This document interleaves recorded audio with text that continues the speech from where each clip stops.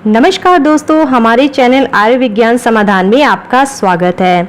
दोस्तों, माता पिता के लिए यह समझ पाना बहुत मुश्किल था कि आखिर क्यों उनकी बेटी लगभग रोज सिर दर्द की शिकायत करती है, क्यों उसे रह रहकर दौरे आने लगते हैं। लगभग ऐसा 6 महीने से चल रहा था, लेकिन जब उन्हें इसकी वजह पता चली तो उन्हें यकीन नहीं हुआ। दोस्तों, बच्ची के दिमाग में 100 से ज़्यादा टेपवर्म यानी कि फीताकृमि के अंडे थे, जो दिमाग में छोटे छोटे क्लोट यानी थपके के रूप में नजर आ रहे थे। गुड़गांव स्थित एक निजी अस्पताल में न्यूरोलॉजी डिपार्टमेंट के डायरेक्टर की देखरेख में बच्ची का इलाज चल रहा है। डॉक्टर बताते हैं कि उनके पास आने से पहले वो इलाज करवा रही थी। उसे तेज सिर दर्द की शिकायत थी और बाद में दौरे पड़ने लगे।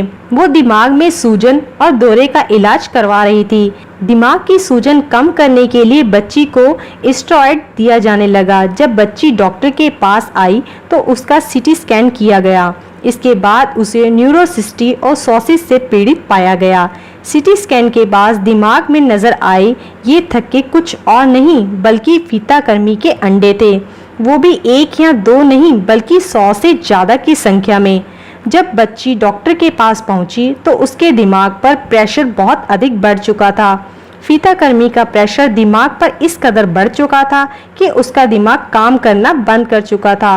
डॉक्टर बताते हैं कि पहले दवाई से उसके दिमाग का प्रेशर कम किया गया, उसके बाद उसे सिस्ट मारने की दवा दी गई। ये काफ़ी खतरनाक भी होता क्योंकि उस दौरान दिमाग का प्रेशर बढ़ सकता है। फिलहाल अंडों की पहली खुराक बच्ची को दी गई है, लेकिन अभी सारे अंडे खत्म नहीं हुए हैं। डॉक्टर बताते हैं कि दिमाग में ये अंडे लगातार बढ़ते रहते हैं। ये अंडे सूजन और दौरे का कारण बनते हैं। डॉक्टर ने ये भी बताया कि कोई भी चीज़ जो अधपकी रह जाए उसे खाने से या साफ सफाई नहीं रखने से टेपवर्म पेट में पहुंच जाते हैं। इसके साथ खून के प्रभाव के साथ ये शरीर के अलग अलग हिस्सों में पहुंच जाते हैं। भारत में मिर्गी के दौरे की जो सबसे बड़ी परेशानी है, इसका एक प्रमुख कारण टेपवर्म ही माना जाता है। अब जान लेते हैं कि यह टेपवर्म है क्या। टेपवर्म एक तरह का पैरासाइट है। ये अपने पोषण के लिए दूसरों का आश्रित रहने वाला जीव है, इसलिए ये शरीर के अंदर पाया जाता है ताकि उसे खाना मिल सके। इसमें रीढ़ की हड्डी नहीं होती।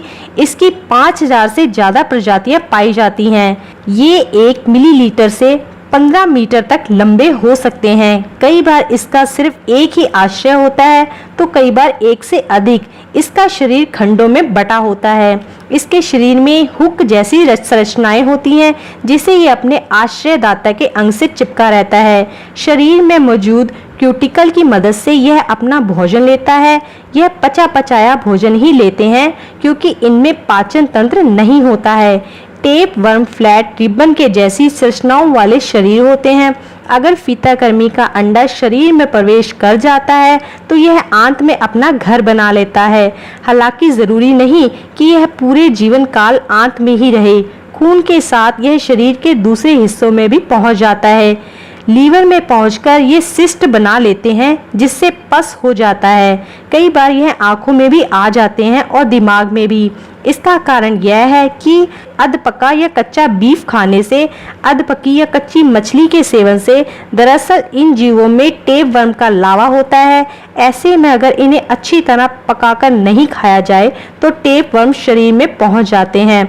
दूसरा कारण यह है कि दूषित पानी पीने से पत्ता गोभी पालक को अगर अच्छी तरह पकाकर नहीं बनाया जाए तो भी टेपवर्म शरीर में पहुंच सकता है। इसलिए गंदे पानी में या मिट्टी के संपर्क में उगने वाली सब्जियों को धोकर खाने की सलाह दी जाती है।